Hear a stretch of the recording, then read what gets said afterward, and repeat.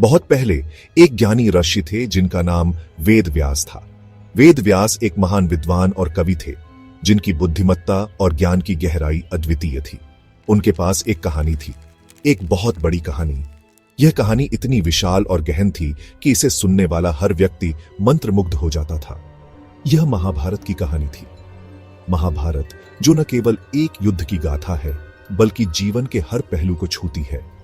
यह कहानी परिवार के बारे में थी।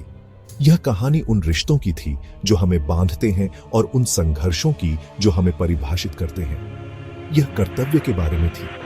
यह हमें सिखाती है कि हमारा धर्म और कर्तव्य क्या है और हमें कैसे उनका पालन करना चाहिए। और यह युद्ध के बारे में थी।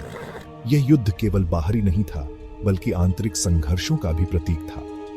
वेद व्यास यह कहानी सबको सुनाना चाहते थे। वह चाहते थे कि यह ज्ञान और शिक्षा हर किसी तक पहुंचे। वह चाहते थे कि हर कोई इससे कुछ सीखे। यह कहानी केवल मनोरंजन के लिए नहीं थी बल्कि जीवन के महत्वपूर्ण सबक सिखाने के लिए थी। इसलिए उन्होंने इसे लिख दिया। उन्होंने एक महाकाव्य रचा। यह महाकाव्य पीढ़ियों तक ज्ञान का स्रोत बना रहेगा। महाभारत अब तक की लिखी गई सबसे लंबी कविता है। यह कविता न केवल लंबी है बल्कि इसकी गहराई और विस्तार भी अद्वितीय है। यह सभी समय के लिए एक कहानी है। यह कहानी समय और स्थान की सीमाओं को पार करती है। महाभारत एक परिवार से शुरू होती है। यह परिवार की कहानी है जो हमें अपने मूल्यों और परंपराओं की याद दिलाती है। यह परिवार कुरुवंश का है। कुरुवंश जो अपने समय का सबसे शक्तिशाली और प्रतिष्ठित वंश था। वे राजा भरत के वंशज हैं। राजा भरत जिनके नाम पर हमारे देश का नाम भारत पड़ा। कहानी उनके सुख दुख के बारे में है। यह कहानी उनके संघर्षों और विजय की है। यह हमें जीवन की जटिलताओं के बारे में सिखाती है। यह हमें दिखाती है कि जीवन कितना जटिल और बहुआयामी हो सकता है। महाभारत सिर्फ एक कहानी नहीं है, यह एक दर्पण है। यह दर्पण हमें हमारे अपने जीवन की झलक दिखाता है। यह हमारे अपने जीवन को दर्शाता है। यह हमें हमारे कर्मों और उनके परिणामों का बोध कराता है। यह हमें हमारे कर्मों के परिणाम दिखाता है। यह हमें सिखाता है कि हमारे हर कर्म का एक परिणाम होता है। यह हमें प्यार, बिछड़न और बलिदान के बारे में सिखाती है। यह हमें दिखाती है कि सच्चा प्यार और बलिदान क्या होता है। राजा शांतनु एक महान राजा थे। वह अपने राज्य में न्याय और शांति के प्रतीक थे। उन्होंने हस्तिनापुर पर बुद्धि और साहस से राज किया। उनके शासनकाल में राज्य समृद्ध और खुशहाल था। एक दिन वह गंगा नदी के किनारे टहल रहे थे। नदी का शांत और सुंदर दृश्य उन्हें बहुत भाया। उन्होंने एक सुंदर स्त्री को देखा। वह स्त्री अद्वितीय सुंदरता की प्रतीक थी। वह गंगा थी, नदी की देवी। उनकी दिव्यता और आभा ने शांतनु को मंत्रमुग्ध कर दिया।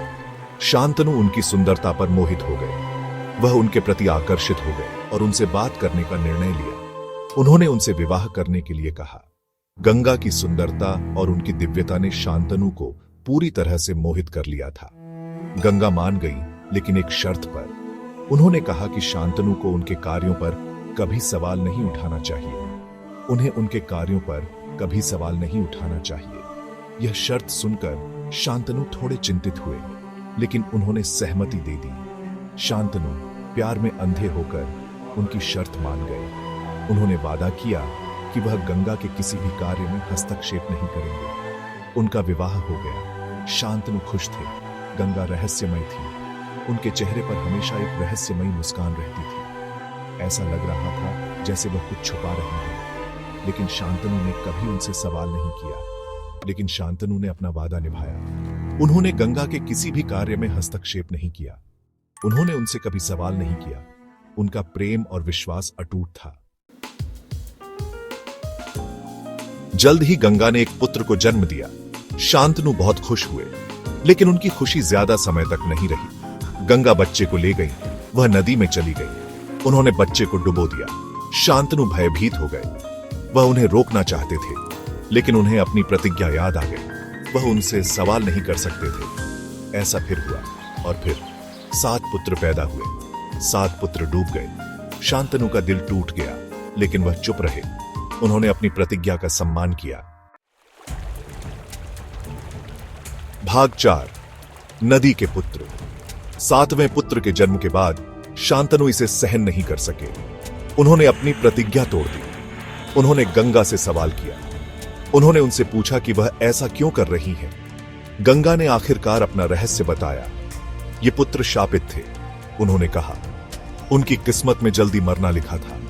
मैं उन्हें एक बुरे भाग्य से बचा रही थी। गंगा ने फिर शांतनु को बताया कि वह वास्तव में कौन थी। वह नदी की देवी थी। उनका एक कर्तव्य था, उन्हें श्राप मुक्त करना था। अपने पुत्रों को डुबोना ही एकमात्र रास्ता था। भाग 5। एक प्रतिज्ञा का टूटना। गंगा ने शांतनु की ओर देखा। उनकी आंखें दुहक से भरी थीं। यह वह क्षण था जब एक वादा टूटने वाला था और इसके परिणाम स्वरूप एक महान गाथा की शुरुआत होने वाली थी। यह पुत्र, उन्होंने कहा, वह श्राप से मुक्त है। यह बच्चा विशेष है और इसका भविष्य महानता से भरा हुआ है। लेकिन अब मुझे जाना होगा। शांतनु तबाह हो गए। उन्होंने अपनी प्रिय पत्नी को खो दिया था और उनके दिल में एक गहरा शून्य था। उन्होंने अपनी पत्नी और अपने पुत्रों को खो दिया था। उनका दुख असीम था और वह अकेलेपन में डूब गए थे। उनके पास केवल उनका 8वां पुत्र बचा था। यह पुत्र खास था। उसका नाम देवव्रत था। देवव्रत में अद्वितीय गुण थे और वह अपने पिता के लिए एक आशा की किरण थे। बाद में उन्हें भीष्म के नाम से जाना जाएगा। भीष्म का नाम इतिहास में अमर हो जाएगा। भीष्म महाभारत में एक महत्वपूर्ण भूमिका निभाएंगे। वह एक योद्धा होंगे। वह एक शिक्षक होंगे। वह अपने समय के सबसे महान योद्धाओं में से एक होंगे और वह महायुद्ध में एक प्रमुख खिलाड़ी होंगे। उनकी वीरता और निष्ठा की कहानियां सदियों तक गाई जाएंगी। महाभारत अभी शुरू ही हुई थी। यह एक ऐसी कथा है जो युगों युगों तक जीवित रहेगी।